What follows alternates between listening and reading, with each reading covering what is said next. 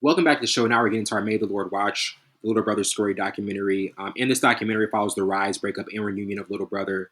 This documentary in the tradition of films like Beat Rhymes and Life of Zappa details the vast impact of the preeminent 2000s group. And the heart of the documentary lies in the unraveling reconciliation between members of Phonte and Big Pooh. And this was such an impressive documentary because I think sometimes you get the perspective of the director who's making it and people who were kind of like somewhat associated with these people, but you really get the artist perspective in this one. Obviously, Ninth Wonder wasn't present for this one, but I think even what we heard from Fonte and Big Pooh, it was very transparent, very honest, very vulnerable. What were kind of your initial thoughts on this documentary when you first saw it? Absolutely great documentary.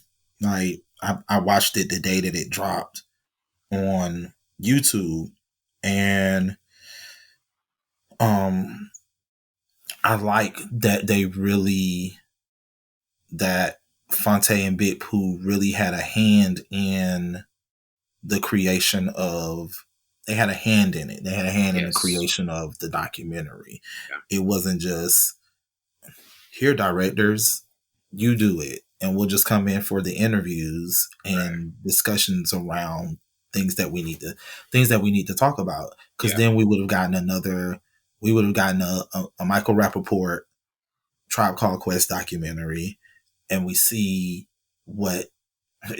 Thank God that Tribe put out that last album before Fife died, Yeah. because if Beats, Rhymes, and Life, the documentary, becomes the end of the Tribe legacy, Michael Rappaport completely butchers their legacy. Yeah. Completely. Butchers their legacy. And I'm thankful that that's not the direction Mhm. that This the one Little went. Brother documentary went into. Um, I would have absolutely loved to. I would have loved for Ninth to come in and given his perspective, um, because the perspective that the other two members of Little Brother, Fonte and Big Pooh, the perspective they gave, they didn't attack. They didn't attack Ninth. Right. They held all three of them held each other accountable for how the the group initially imploded and the direction that they were trying to go into when Yeah. they reunited and wanted to do the May the Lord Watch album as a trio. Right. Um, because they essentially they wanted to give the fans what the fans wanted, because we as the fans, we didn't know that this is what was going on internally. And it goes to show the level of protection that each of the members were giving each other, because they easily could have, back in the minstrel show Get Back era, they could have Yeah. easily been like, bro ain't ever here, and Yeah. did it in a way that was nasty and disgusting. But I really enjoyed the fact that wasn't the direction that they went into. I really enjoyed the fact that Fonte even said on the documentary, Mhm. as far as Knife goes, like, I still consider Knife a brother. I still consider Knife a friend. Yeah. Like, the working relationship is just something that, you know, if we revisit it again in the future, like, we got to have like real extensive conversations about it, and we got to really work that out. Yeah. Um, you know, Big Pooh, shout out to Big Pooh. Big Pooh's like, yo, like, when Knife go low, I'm gonna take it to the flow. Like, Oh like, yeah. the Honest. this thing we can't work out, but Yeah. still, he still did it in a way that um that was classy. It was very classy, and it was very, um I'm holding you accountable. I'm not tearing you down. Yeah. And that was that honestly was the dynamic of the entire documentary. Even when we get into the situations of when Phonte and Pooh are just discussing the issues that they have with one another, Right. um, which I thought was great, and I'm really glad that they were able to work out and reconcile their Yes. issues. As far as as far as the documentary goes, as an overall production, overall it's stellar. It's a five. It's, for me, it honestly is a 5-star documentary. It's something that I do go back and watch, time and again. And I also, whenever I see that Little Brother has an interview during this run Yeah. The of Math Hoffa promoting the interview. documentary, Yeah. I go and watch those interviews as well, because they even give more context to a lot of stuff in those interviews that they probably weren't able, for time's sake, to really give in the documentary. But yeah, overall, stellar documentary and stellar way to cement the legacy of a group that many don't realize is a group that's very influential to a lot of artists that we consider to be top notch artists. Like That's what Lil I Brother wanted to is get to. great.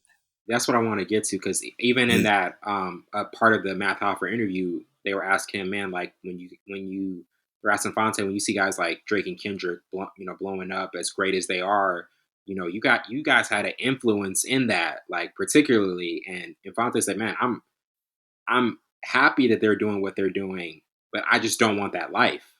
I just don't want.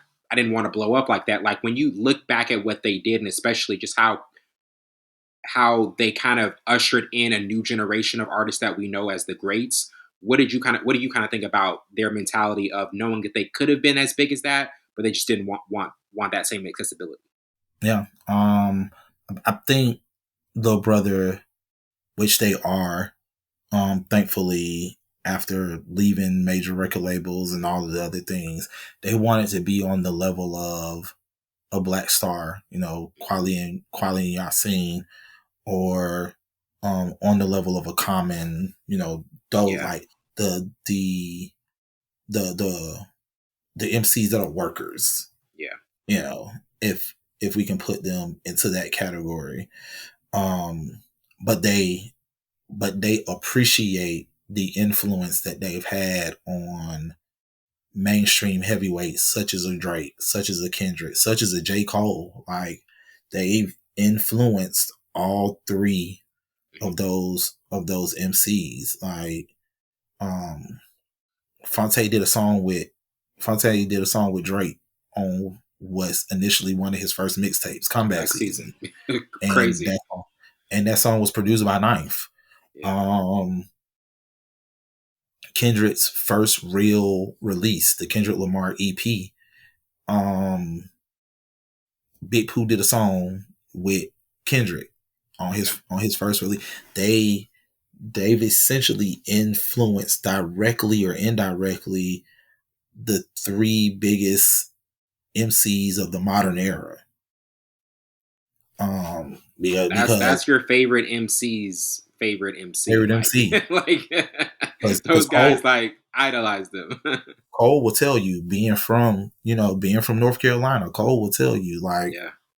I I there are days that I don't feel like I can touch a Fonte. I can't touch a Fonte. And he was like, I be trying my best sometimes, but I can't. And And Phonte can sing too. Like Phonte is I'm telling you, I've just been revisiting his just like solo work, bro. He's got a catalog, man. Like Phonte, he's crazy. Fonte is phenomenal. Fonte never gets mentioned when we talk about top MCs from the South. Yeah. Fonte never gets mentioned because his sound isn't organically Southern, Mhm. but you can tell Fonte from the South because of his accent, the drawl that comes through when he rhymes. Like Fonte is a Southern MC, Yeah. Just he don't really do Southern style music, but he could do it Right. if he wanted If he to. wanted to, yeah. So yeah, like no, huge influence huge influence over MCs in the. I mean, they influenced Doja Cat. Like Yeah, those, she was playing it on live, and she's like, "This is one of my favorite verses ever." I was like, "Yo, like all the heavyweights love these guys." they love Little Brother. Little Brother is what the native tongues were to what the native tongues were to MCs like Lil Brother, like Yeah. myself, like Black Star. What the native tongues were in that era, Mhm. Lil Brother and their crew, the Justice League, Mhm. that's what the Justice League was to MCs like Kendrick, to Drake, to especially to Drake. Drake will tell you, Drake will tell you, my influences when I first started rapping in the game was Slum Village, Elzai, and Lil Brother. Crazy. Like it wild. And in some of his early writing and rapping, you can see that. You can absolutely see that influence. You Yeah. see that influence sometimes even now. Um but yeah, like little brother, without really recognizing it, has been one of the most influential groups in the modern era of hip hop. They are essentially the Tribe Called Quest of this era Yeah. of The hip hop. modern version. Mm-hmm.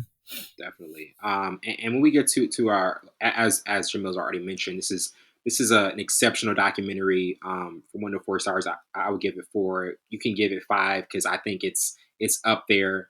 It just was vulnerable. The artists were heavily involved, as we've mentioned. They were able to voice what they experienced and how it affected them then and now. And getting to most memorable moments. I would have discussing the introduction of OK Player, Big Pooh's mom discussing how he was raised. Also, Big Pooh discussing his writing and storytelling. Phonte meeting Ninth Wonder. The label discussing the discussion surrounding Atlantic, Little Brother split, and their reunion and their reunited recording of May the Lord Watch. I think there are so many. I feel as though that particular moment of them reuniting was such an important moment because even Big Pooh said when they first back together, and they were just trying to record and record, he was like, "We need some time to like actually just reconnect as Yeah. individuals instead of just trying to get back to the music. Like, let's make sure we're good personally, then we can get back to recording." Were there any particular moments of this documentary that you kind of feel as though like were the standouts and just ones that you go back to the most? A lot of the memories that would stand out for me because it's personal stuff that's attached to it for me, because I was essentially the fan that was like on the outside looking in for a lot of these moments. So the OK Player moment, Yeah, the OK Player moment, I remember the day yeah. that Questlove put that post on the OK Player board. Wow. I was an avid poster on the OK Player boards, and I remember that day he posted that, and I clicked that link because he had a link that you could click to listen to whatever you say. Yeah. I clicked that link and I heard that song. I was like, I want to hear more of Yeah. this. This is crazy. Yeah. And so that's a moment for me. The chapter, if you will, in the documentary where they were talking about doing separate but equal, the gangster grills. Listen, they were one of the few artists of their caliber and their type of MCing that did a gangster grills mixtape Yeah. with DJ Drama. And this is when uh, I want to say it was called livemixtapes.com, but it was a mixtape website where you could buy the actual physical copies of Oh the wow, mixtapes. I bought Separate But Equal when it came out. I had the physical copy of man. a Separate But Equal, um, because I wanted to be like, yo, like I I wanted to be like, yo, I had a physical copy of Lil Brothers Yeah, DJ Drama mix. Like that's that important. was Drama will tell you that was one of his defining moments in being a DJ, doing a Gangsta Grills with Lil Brother, and they had a song on Mm, there called Boondock Saints on that Gangsta Grills, um, which if you want to go and listen to it, it's on Spotify. Just search for Separate But Equal Drama Free, drama free. Yeah, yeah. I was about to Drama say Free you gotta have the edition. drama free. Yeah, Yeah, and but Boondock Saints, Phonte went off, and Phonte told in his verse, he told the story of all the things that they dealt with being on Atlantic, and how they got, and essentially how they got out of their deal with man. He didn't Atlantic. hold back. He didn't He hold back. told, it did not hold back at all. I was like, that's top three best Phonte verses ever on that Man, Boondock Saints. And then my third favorite moment from the documentary was the reunion. yes, Um, was the reunion they did at the Art of Cool Festival in Durham, North Carolina. I I remember I remember that distinctively. I remember all three members, Phonte, Big Pooh, and Knife Wonder, all three of them, that picture, that old picture that they took with all three of them in front of the Durham Bulls Stadium, yeah. all three of them put that on their IGs and said, Wow. Little Brother Reunion, Art of Cool Festival. And I was so upset because I was like, this is happening. I was like, this is happening. And then videos started just popping up on Facebook and Instagram of people that was at the festival that was just taking videos. I was like, they are really reuniting. I was like, Man. and I just started sending videos out to all my friends. I was like, Little Brother is getting back together. We finna get this Little Brother album. I was so amped. Like Hyped. it was the greatest. It was like the greatest moment in hip hop at that time, because all of us never thought that was we never thought that was happening again. We like Yeah. a lot of us who were real Little Brother fans like that, um because I consider their second album, and honestly their first album too, I love to listen to them. But Minstrel Show was one of the most influential hip hop I was about albums to ask you, yeah, in my what's your go era. to Little Brother album? The Minstrel Show It's the Minstrel is yeah, Show. I it's love dope. the Minstrel Show, Yeah, because they showed what they could do as yeah, Little Brother with a big label budget. yeah, Um, but yeah, those are my moments. Those are my absolute favorite moments from the documentary, because I have personal attachments mm, to each of those moments. I have personal attachment to Little Brother as a group overall. Like I'm I even though they're kind of on the level of peers when it comes to like our ages and whatnot, I am highly influenced by Little Brother, very very much so. So mm. yeah. Definitely. And I'll get into most memorable quotes. I had writing was something that I did because I love to do it. Also, I didn't see it as a career until I got to college. Everybody in the Coleman family is an entertainer. The Roots, Common, Black Star, Black Alicia's little brother. Yeah, yeah, that works. For me, that was it. There was nothing like it. I knew exactly what they were referring to, the state of hip hop at the time. And just man, like that line by Fonte, yeah, that works. Like just the origination of a title, man. Just hearing how sometimes when you wonder where did these titles come from, and sometimes it's just like a regular combo, Hmm. and they're just trying to brainstorm through it, and then it's just right there. What to you like? Were there any particular quotes, or maybe one that kind of stood out to you the most in this documentary?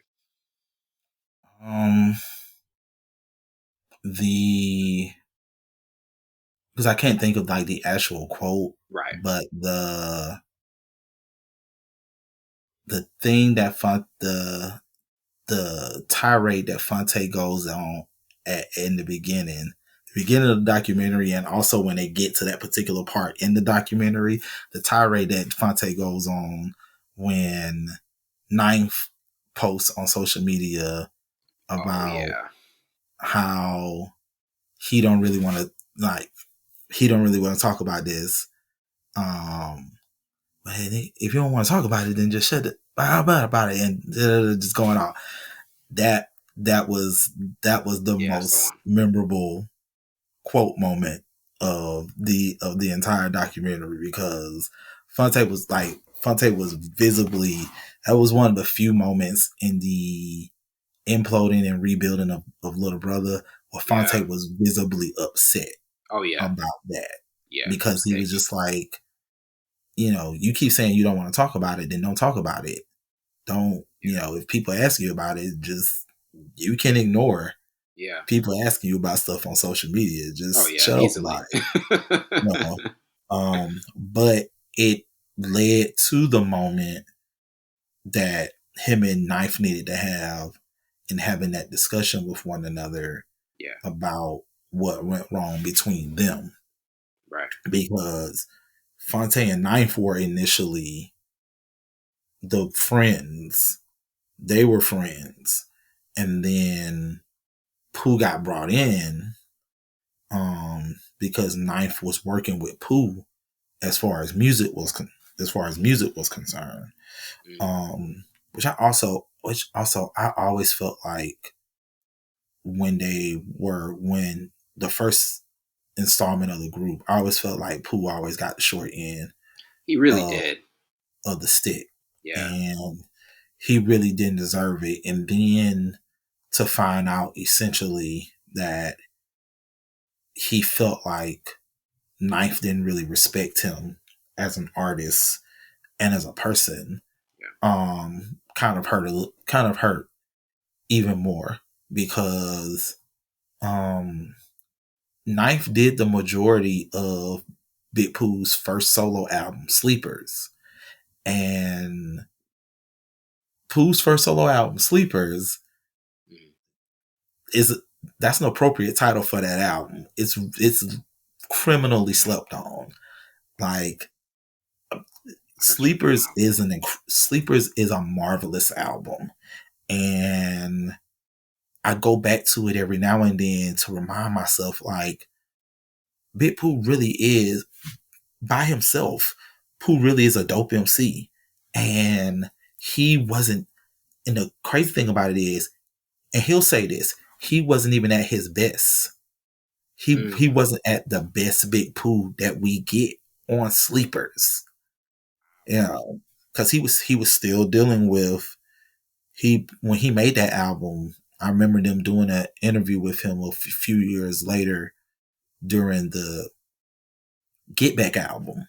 And whoever was interviewing them was asking him about Sleepers, and he was like, he said, I kind of was just on autopilot with Sleepers because I was still in that period of feeling like I was disrespected. I was being disrespected as an artist. Nobody was respecting me as an MC. Nobody was acknowledging me Yeah. as being a top quality. I love Sleepers. Like, I think Sleepers is one of the best projects to come out of the Justice League camp. I'm gonna have to check Um, out. I'm gonna have to check out Sleepers now because the way you're talking about it, I'm like, I really have been missing out on this. Sleepers is incredible, and I'm glad that I want to say it was 2004. It was 2014.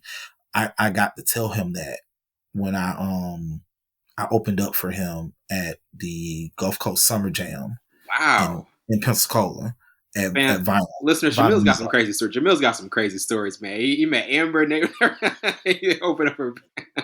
Pooh, opening up for Big Pooh opening up for Big Pooh was crazy. That's crazy. The year before that, or I want to say it was the same. No, it was 2013. The year before that, I opened up for Slum Village when they were on their Welcome to Dillaville tour. Um, Welcome to Dillaville tour, and I got to see the actual SP that Jay Dilla used to make the beats for Slum Village's first album. Like I Man. got because they carried it with them throughout the entire tour. Mhm. Is encased in glass, all of that. I stared at it the whole entire time that Slum Village was on stage performing these songs, and I stared at it. I was like, that's literally Dilla's SP. Bro. That's wild. Yeah, yeah, yeah. That's precious, man. Oh my goodness, bro. Great moments as an artist, man. And I hope to have even more. I hope I have even more next year. But like, I I had That some takes the moments. cake right there. Seeing yeah, yeah, seeing something like that that is just so precious, man, and Yeah. a memorable, man, crazy. And now get into kind of like what did you like the most about the storyline? I've mentioned this a lot, but vulnerability, being open, especially when it's something that breakup of Little Brother. I think nobody saw that coming. Nobody was expecting that, and it really shows you. A lot of times, we really don't know what's happening um, behind groups closed doors. They can artists and performers they can mask really well, put on a Hmm. great show, and you don't even know. Like behind closed doors, man, they're at odds. They're not on the same page. They're about to really get to a crossroads, and I like how they just were very open about that and addressed it fully. To you, kind of like what particular element of this documentary did you kind of like the most? It actually, it very much was the vulnerability. Like they didn't have to, they didn't have to open up as much as they did, but they At really all. did it, and it put people who are fans of them, um, it put the group in a whole new light, Yeah. and it also put the individual that's watching the documentary. It puts you in a new space about how vulnerable you want to be Hmm. around things that are going on um, in your life. And yeah, that was the best. That honestly was the best part of the entire documentary, and that's why and that's why I always say I wish that I wish Knife understood that he wasn't walking into an ambush and could really give his perspective on why things didn't work Yeah. for him being a member of Little Brother, because I know and understand that Little Brother now essentially is a duo, but we we as the fans, Hmm. we know Little Brother as Phonte Big Pooh Yeah. and Knife Wonder. Ninth Yeah. Wonder. Like, and so um I mean maybe we'll get it one day. Um maybe we'll get it one day, maybe not. But I would like to be able to get it because everybody held themselves accountable Yeah. in this documentary. Like Fonte didn't make himself look good. Pooh didn't make himself look good. And I think it that's how it should be, and that's how it needs to be to have a better understanding of not just how the group itself got to where they were and got to where they are now, but also that's just how it should be, because you should be able to take accountability for your own your own actions in the total outlook of how everything is and how everything happened. Definitely, man. And before we close it out, get into our last topic. 10 years from now, do you still think it'll be watchable and intriguing? I definitely think this is one that's going to really stand the test of time. One that people can look back at as um, very, very good advice given by both Fonte and Big Pooh, and them just being honest about the industry, the the pitfalls of it, the things that you're not told up front.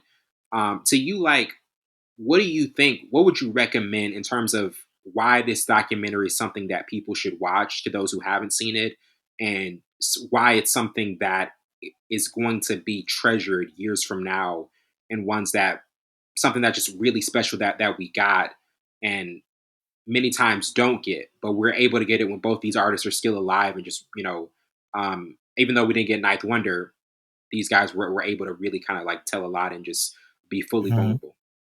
People should watch it because it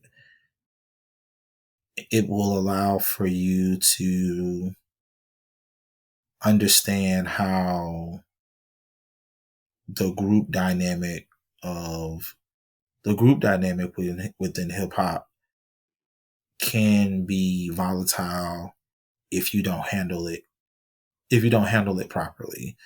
Like knowing how to keep the business and keep your personal friendships, keep those two things separated. Yeah. um I think it also, you should watch it because it's a proper give little brother their flowers while they're still here to smell them. That's so um important. because if we're looking at this from the standpoint of, will this still be looked at 10 years from now? Absolutely. Because when it's all said and done for little brother as a group, Mm. this documents why they're one of the best hip hop groups and one of the most influential hip hop groups Ever. of all time. Yeah. And that for me is the main reason why you should look at this, because if you hear a Drake, who is essentially arguably one of, not the biggest hip hop artists in mainstream today, if you hear a Drake say, I was influenced by Phonte and I was influenced by Little Brother as a group, why is arguably the biggest hip hop artist in the game today, why was he influenced by this group? Got to go back and listen to them. Yeah. Yeah. Yeah. That gets people's attention. hmm and Definitely. that's the main reason why you should watch this, because there are so many artists who are widely respected in the mainstream who respect Phonte and Big Pooh, Yes. and you need to understand why their music essentially influenced influence the modern culture that we sit in now, the modern era of this culture that we sit in now. Definitely, man. And before we close it out, I do want to say, on behalf of Savon as well, to all the listeners, reaching end of another year. We've had a lot of good guests. Obviously, Jamil is always a really good guest. A lot of good episodes. We have definitely more planned for next year. And Me and Savon are definitely gonna be back next week to discuss all the college football. See Alabama defeat Michigan. We all know. Me and Jamil know that's gonna happen, but Savon he's not ready for that. He'll find out New Year's Day. But Jamil, before you head out, thank you so much for being on. You got anything planned for next year? Any performances, live performances people can look forward to? Currently working on a new album, Oh, okay, that I'm hoping to have out by next year. okay. We are like seriously looking at next year, to have the album out.